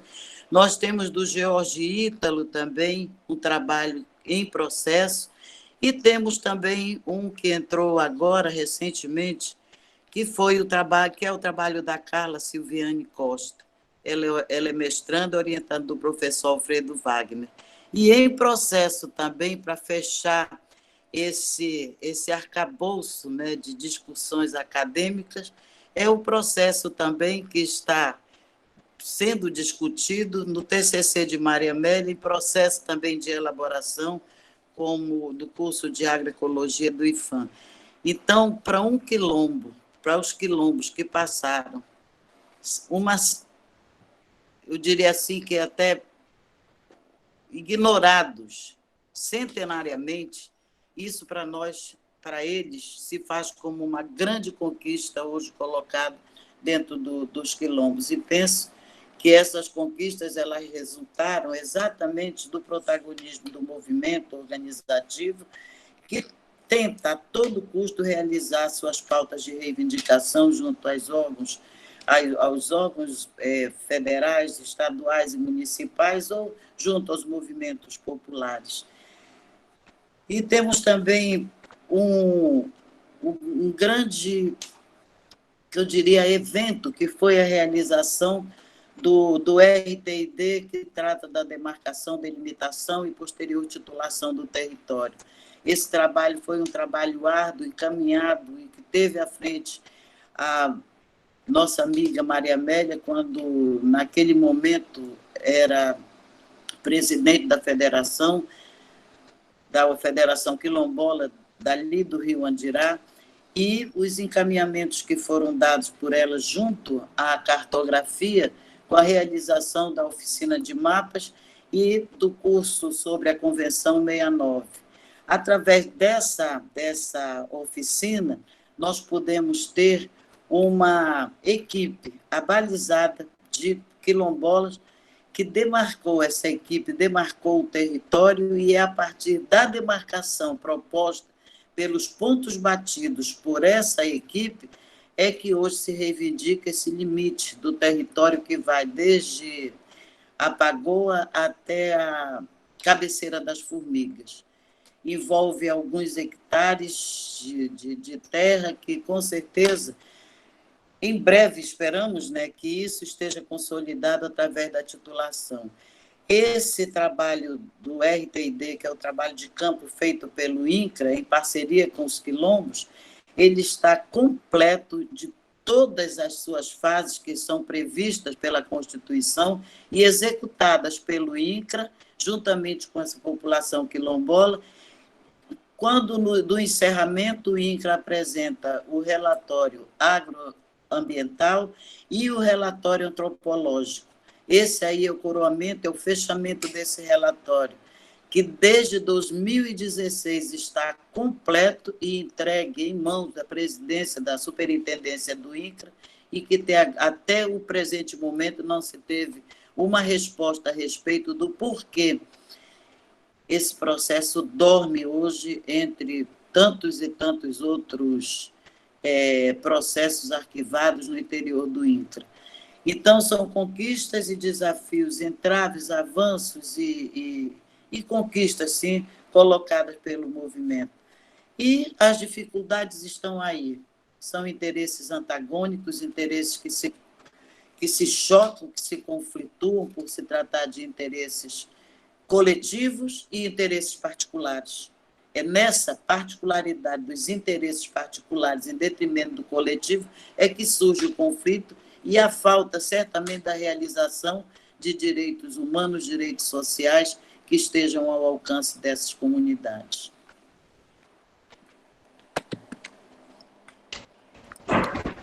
Muito obrigada, professora Magela, pelas contribuições. Rafaela, você levantou a mão? Érica, também eu quero destacar aqui a pertinência da colaboração trazida pela Rafaela, pelo Vinícius, pela Maria Amélia, Marinês, que agora se colocou, enfim.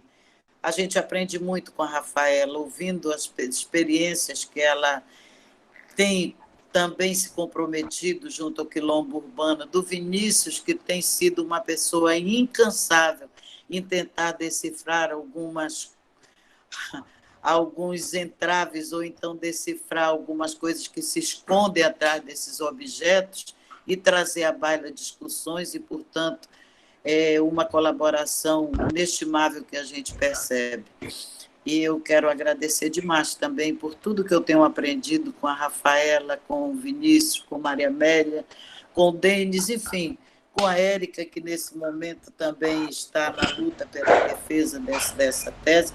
Cada um em si traz, no contexto geral, uma colaboração extraordinária que forma exatamente essa rede de informações e de construções acadêmicas.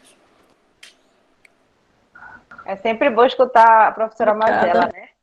Todo o tempo com essa fala, né, calma, que traz à baila todos os sentimentos que a gente nutre por ela.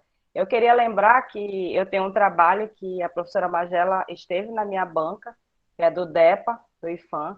Eu falo sobre o protagonismo das mulheres negras, sobre a Dona Maria Amélia, né, que é do Quilombo de Barreirinha, e sobre as crioulas do Quilombo, e que tem uma narrativa muito assim, esclarecedora da Dona Maria Amélia e da professora Magela, né? Fora a fala das crioulas aqui do Quilombo, que é do IFAM, do DEPA, né? Que é especialização em desenvolvimento, etnicidade e políticas públicas na Amazônia. E meu orientador foi o professor Alvati Carolina. Eu é que aprendo com a senhora, hein, professora? E com todos que estão aqui. Obrigada, Rafaela. Se alguém tiver mais algum questionamento, levantar a mãozinha. Vinícius levantou a mão. Bom, é muito importante que ações como essa, que está sendo desenvolvida, né, nesta manhã, sob a coordenação do professor Denis, com relação aos direitos humanos e às demandas das comunidades quilombolas, as instituições de educativas, né, instituições públicas, que é o caso do Instituto Federal do Amazonas, da UFAM, da UEA, uma vez que trabalha com o ensino, a pesquisa, a extensão e a produção científica que é realizada, né, por essas instituições, que são trabalhos que vão apresentar aí a realidade dessas comunidades, uma vez que havia uma tese, né, uma tese construída pelos comentadores regionais, pelos memorialistas, da inexpressividade ou da ausência de negros na região da Amazônia, né? Então, esses trabalhos de pesquisa científica, eles vêm exatamente desconstruir, né, essa tese de que não há presença de negros ou de quilombolas, de comunidades na Amazônia. Então, a gente pode citar, por exemplo, o trabalho da professora Magela, né, a tese, os cadeados não se abriram de primeira, que agora vai ser dado ao público através de livro, né? O livro publicado, a tese do professor João Marinho, das sementes aos troncos, né? Teses de doutorado, dissertações de mestrado, vem no sentido de evidenciar essa presença e essas territorialidades quilombolas aqui na Amazônia. Então, a gente pode destacar também a militância acadêmica, vamos dizer assim, né? O compromisso da professora Magela, do professor João Marinho na UEA, no caso do IFAM, a sensibilidade do professor Denis, que conhece os quilombos do Andirá, né, que tem acompanhado aí a trajetória da professora Maria Amélia, do professor Alvati Carolino, da professora Claudina, né, lá em Lábrea, e também agora do Renildo, que nós estamos tendo contato, com vistas até organizar um simpósio no mês de novembro, discutindo, né, essa invisibilidade dos negros e de negras nos espaços de decisões e de poder. Então, eu penso que nós estamos num momento difícil, né? Seria o ano em que o IBGE, Instituto Brasileiro de Geografia e Estatística, iria apresentar as comunidades quilombolas pela primeira vez na história. As comunidades quilombolas iriam aparecer no censo do IBGE, mas por conta de um desinteresse institucional do próprio Estado, esse censo parou, os dados não estão sendo coletados e as comunidades não irão aparecer porque o censo não vai acontecer. Isso é intencional, né? Faz parte dessa política, dessa necropolítica e dessa política de morte que nós estamos acompanhando. Mas a luta é uma luta que ela não se encerra, ela é permanente, mas nós vemos também muitas conquistas e muitos avanços, né, das comunidades que resistem, né? Então, são atos de resistência, vamos dizer assim, e de luta com a relação da afirmação dessas identidades étnicas e quilombolas aqui no estado do Amazonas. Obrigada, Vinícius. Vamos para a fala final dos nossos palestrantes. 5 minutinhos. Iniciamos com a professora Magela, depois o Vinícius, a Rafaela Fonseca e posteriormente a Maria Amélia, nossa Lourdes. Érica, a dona Maria Amélia, ela não falou sobre esse impasse da vacina, né? Verdade. Maria Amélia, você gostaria de contribuir? Falar sobre a vacina. A vacina, ela foi levado uma coisa muito bom, bem feita para dentro das comunidades quilombolas, né? Foi uma luta, mas porque discutimos sim. Eu conversei, eu liguei para o pessoal da CONAC, que é a Selma, e a Joana Freitas, que ela também teve o trabalho dela dentro da comunidade. Aí eu cobrei ela, persegui ela para ela conversar com a coordenação da saúde em Barreirinha sobre a nossa situação das vacinas que estava acontecendo.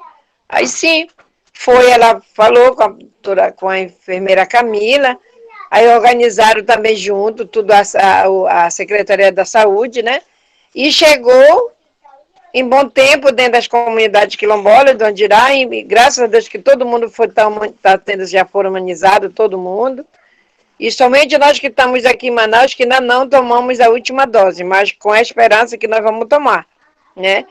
E eu quero agradecer, assim, em primeiro lugar, a Deus, porque nós não tivemos nenhuma perca, para bem dizer, de Covid dentro das nossas comunidades. Tivemos perca de 2 pessoas, porque eles pegaram dentro do município, mas não foi dentro da comunidade.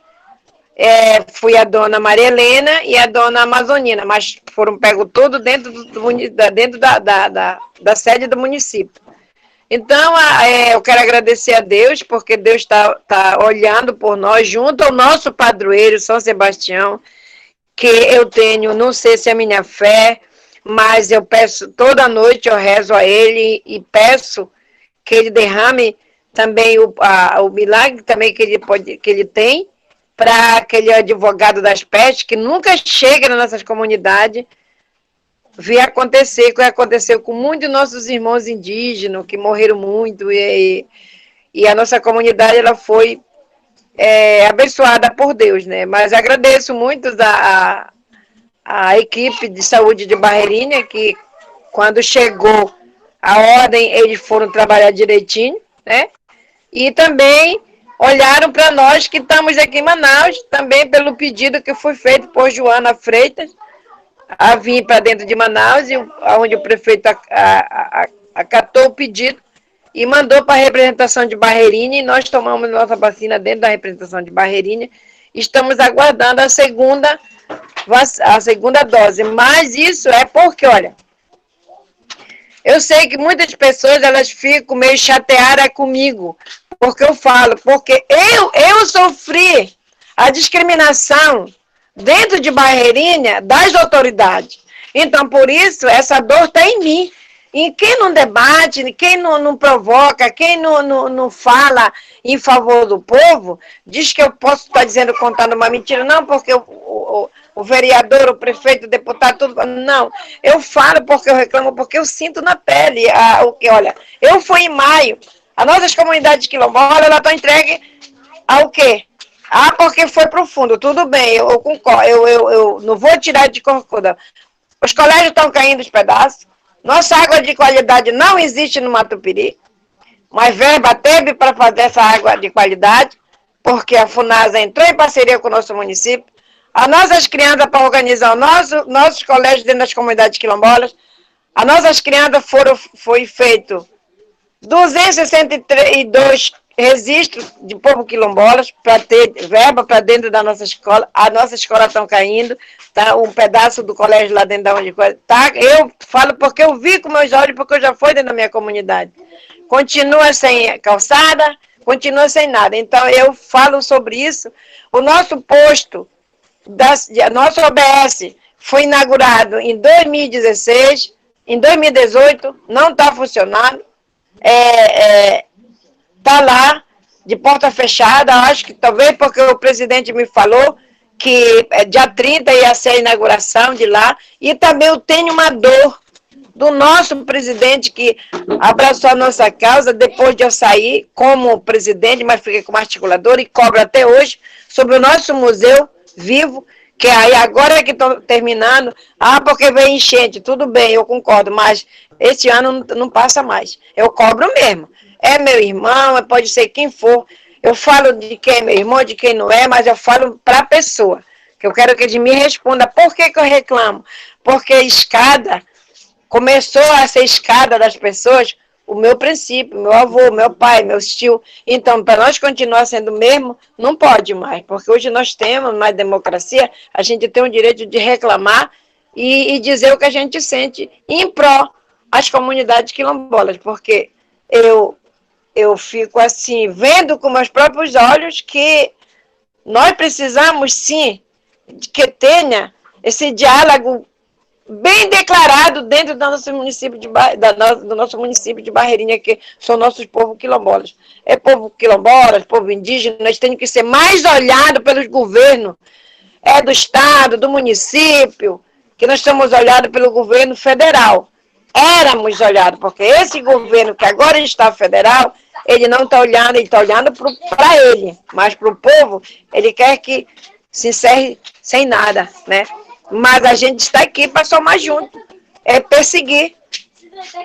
Como sempre eu falei, olha, está se aproximando o ano de 2022, teremos lancha, teremos barco dentro das nossas comunidades para irem lá, prometer aquilo que nunca cumpre. Hoje nós não temos representante dentro das nossas comunidades quilombolas, nós tivemos meu irmão que foi candidato a vereador, o povo não acreditou porque eles foram comprados pelas pessoas que iam fazer isso, fazer aquilo, já está quase na metade do ano e não tem nada, porque eu fui em maio lá e vi.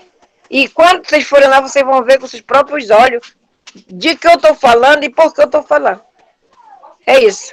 E sobre a vacina, mais uma vez eu digo, nós somos de parabéns porque deu tudo certo. Obrigada. Lourdes, por conta do tempo, aproveita e já faz sua fala final, agradecer nosso público. Já posso agradecer? Já. Então eu quero, em nome da Federação Quilombolas, do município de Barreirinha, as 5 comunidades quilombolas, Bofé, São Pedro, Ituquara, Trindade, São Paulo do Açu, os núcleos de Ituquara, que é o São Paulo do Açu e Pagoa, em nome de todas essas comunidades, eu quero agradecer a todos vocês, professores, que hoje tem uma oportunidade de estar sendo falado o nome dessas comunidades, relatar os problemas que tem dessas comunidades e o bem que já foi feito para dentro dessas comunidades quilombolas. Agradeço todo, mas espero que daqui para frente todos os governos que estão no poder agora abram os olhos e enxerguem o que precisa de dentro de cada uma comunidade dessa. Em nome de todos os professores que estão nessa live, meu abraço e meu muito obrigado. Obrigada, Lourdes. Agora passa a palavra para a professora Magela. Inicialmente, quer dizer, já aproximando para o final, mas eu gostaria também de agradecer muitíssimo por convite a mim formulado e ter estado nesse momento com a Rafaela, Vinícius, Érica, Denis, Maria Amélia, e trazer para vocês, em rápidas palavras, alguma coisa que está registrada no meu livro e que a gente encontra respostas, talvez não satisfatórias, algumas também satisfatórias, mas é uma espécie de diálogo que eu estabeleci com Maria Amélia a respeito dos efeitos quanto à implementação de políticas sociais. Passaremos a ver em breve trechos de uma entrevista feita em dia 5 de fevereiro de 2015 com a presidente da Federação, Maria Amélia. Então, quando eu pergunto, trata-se, por exemplo, do corte quanto a concessão de cestas básicas do programa Fome Zero, diz Maria Amélia. Isso parou, ninguém sabe. Não sei explicar por que foi que desapareceu essa alimentação. As ações do programa Minha Casa Minha Vida, programadas para as 5 comunidades, diz Maria Amélia. Infelizmente, não tivemos oportunidade de existir uma casa feita por completo. Ainda aconteceu que, em 2009, quando essas casas estavam sendo construídas, algumas dessas foram desmanchadas e o material foi levado numa balsa. E a gente pergunta, a mando de quem? Para onde foi esse material? Do programa Agricultura Familiar, coordenado pela CEPRO, como os funcionários da CEPRO fizeram o roçado, tivemos o trabalho de plantar as sementes, mas não nos retornaram com o trabalho, aquele trabalho técnico que a equipe se propôs. Está tudo parado desse projeto, mas nós estamos devendo ao Banco da Amazônia. E como pagar? Nada disso foi feito. Em 2012, já teremos que pagar para o banco o valor correspondente a 11 mil reais de cada família que foi cadastrada nesse programa. Do Programa Nacional Água de Primeira Qualidade, cujas ações foram pactuadas junto à comunidade em novembro de 2014, diz Maria Amélia. Inclusive, nós estamos aguardando essa ida deles para implantar a água de qualidade dentro das nossas comunidades. Até agora, nunca nos deram a oportunidade de saber por que esqueceram da gente quanto a esse programa, que não tem água, continua não tendo água de qualidade, não tem poços artesianos. Então, com essas palavras, que são palavras ditas por quem vive a efervescência desse movimento, eu me despeço aqui agradecendo a todos os companheiros, queridos amigos que estiveram aqui e aos que participaram também deste momento tão peculiar, tão ímpar. Por fim, agradecer, sobretudo, ao Denis e ao Instituto, ao IFAM, por tudo. Muito obrigada. Obrigada, professora Magela. Vinícius, a palavra é com você. Eu gostaria de agradecer ao convite do professor Denis e destacar o compromisso profissional, né, social, cultural do professor Denis, a sensibilidade de estar junto a essas comunidades indígenas, comunidades quilombolas, e estar em diálogo com esses agentes sociais, pensando sempre no desenvolvimento e na emancipação dessas pessoas, na autonomia desses sujeitos sociais. Então, os desafios são muitos, Denis. A gente pode destacar, no caso aqui do quilombo urbano do Barranco, a questão da especulação imobiliária, né, que está bem presente ali. Quer dizer, a comunidade parece que está naquele entorno dos comércios, dos empreendimentos, dos autopeças, das empresas, mas que resistem ali culturalmente, secularmente, com seus lotes, com as suas famílias quilombolas, que viram o crescimento dessa área e o desenvolvimento dessa área urbana aqui do bairro Praça 14. Um exemplo que nós podemos citar é o caso da troca do nome da praça, que levava o nome do Nestor José Soeiro do Nascimento. Vem a Prefeitura de Manaus, sem ouvir a comunidade, sem consultar ninguém, e propõe a troca de uma praça que havia aqui na Japurá, com a Afonso Pena, que levava o nome do Nestor Nascimento. Nestor Nascimento foi um militante dos movimentos sociais de negritude importante para o estado do Amazonas, que deixa um legado, né, na discussão da temática da igualdade racial, da desigualdade social, e que aí trocaram o nome da praça para o nome de Oscarino Peteleco, que foi outro morador da comunidade, mas já que havia uma praça já no bairro com o nome dele. Então os movimentos sociais se reuniram, protestaram, a comunidade quilombola, disseram que não, foram até a Câmara de Vereadores, foram até a Procuradoria, né, do município de Manaus, e finalmente a Secretaria de Obras, então, manteve, né, o nome do Nestor na praça, está lá o busto, né, com a homenagem a esse militante do movimento negro no Amazonas, dizer que os desafios são esses, né? A gente precisa ter essa postura de resistência e de compromisso, né, com o bem-estar e com a qualidade de vida dessas comunidades quilombolas aqui no estado do Amazonas. Muito obrigada, Vinícius. Agora eu passo a fala para a Rafaela. Oi, eu só quero agradecer ao professor Denis, né, a todos que estão aqui, né, nessa live, a todos os professores, pesquisadores, e dizer que a luta é árdua, é muito sacrificada, mas que, como disse muito bem a dona Maria Amélia, que essas pessoas que estão vindo como candidatos em 2022, que chegam dentro das comunidades para querer o voto, que olhem para essas comunidades, né? Que tenham políticas públicas voltadas para as comunidades e que nós, como eleitores também, tenhamos a ousadia de questionar, né, quem a gente coloca lá na prefeitura, né, no município, no estado, e lutando, estando de frente como presidente, né, que a gente vai colocar.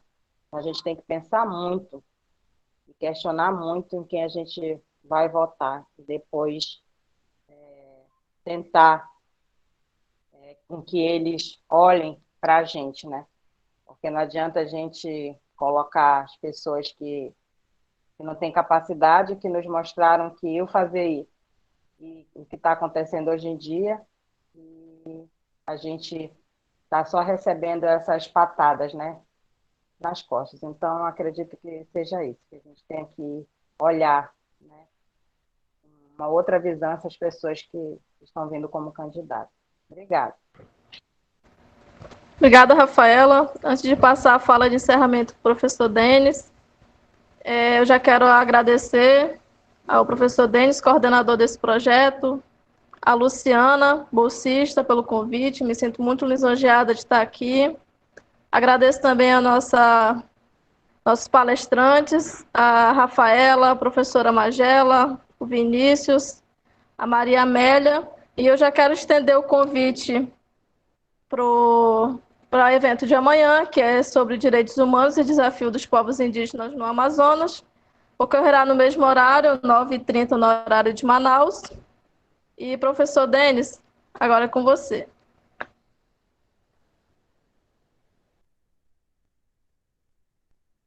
Ligar o microfone, professor. Obrigado, Érica. Quero também reforçar aqui os agradecimentos a todos e todas que vieram na condição de palestrante, mas que também vieram para participar dessa semana como ouvinte, não ouvinte passivo, né? Ativo, no sentido do diálogo, dos questionamentos. Infelizmente, nós tivemos uma queda de energia no campus Zona Leste, o que impediu a gente transmitir pelo YouTuber. Então, essa live, essa transmissão aqui, essa nossa reunião, será posta na página CMZL TV, né? E amanhã eu espero que dê tudo certo para que 9h30 a gente possa estar no YouTuber CMZL, né? Chama CMZL TV, para o segundo dia de eventos desse projeto, que hoje é um projeto de extensão, mas que ele nasce como um projeto que tinha como finalidade colocar em debate questões acadêmicas, educacionais, do campo da pesquisa, dos movimentos sociais. E essa semana que tem os direitos humanos como centralidade, o nosso foco aqui foi colocar agentes que estão no campo da pesquisa, agentes sociais que militam, né, nas causas específicas. Hoje é a questão quilombola, porque nós entendemos que não dá para fazer ciência, não dá para fazer academia descolada, né, desvinculada dos movimentos populares, dos movimentos que os povos têm empreendido na luta por seus direitos. E quando a gente coloca como ênfase a questão dos direitos humanos, é porque os direitos humanos, ele dialoga com todas essas frentes, né, de luta do povo, porque os direitos humanos, eles estão focados na garantia dos direitos, né, do direito à liberdade, do direito a não sofrer nenhum tipo de violência, o direito à alimentação, o direito à educação, né? Então, é uma gama de direitos e que nós sabemos que o Brasil deu alguns passos importantes no sentido da inclusão, no sentido da democracia, né? O que é a democracia? É exatamente a gente ter as demandas da sociedade sendo atendidas de forma plena pelo Estado, né? Todavia, nós sabemos que estamos ladeira abaixo, né? Nós temos hoje uma conjuntura governamental e econômica que é pautada no neoliberalismo, num conservadorismo de extrema direita, que, portanto, nega direitos elementares a grupos sociais como os LGBTIQ+, como quilombolas, como indígenas, como mulheres, né? Aquilo que está acontecendo agora lá no Afeganistão, que está em debate, né, em relação à questão de gênero, é uma questão do Oriente, mas é uma questão também nossa, ocidental, né? Então, são diversos, né? É uma questão racial e a questão que permeia, né, o elemento fundamental para pensar direitos humanos, que é a questão de classe, né? Ou seja, quando nós temos uma sociedade que pensa um tipo de desenvolvimento que só privilegia os ricos, certamente que pela conjuntura histórica, né, do Brasil, esses grupos serão limados dos seus direitos, né? Então, são mulheres, são negros, quilombolas, indígenas, LGBTIQ+, né?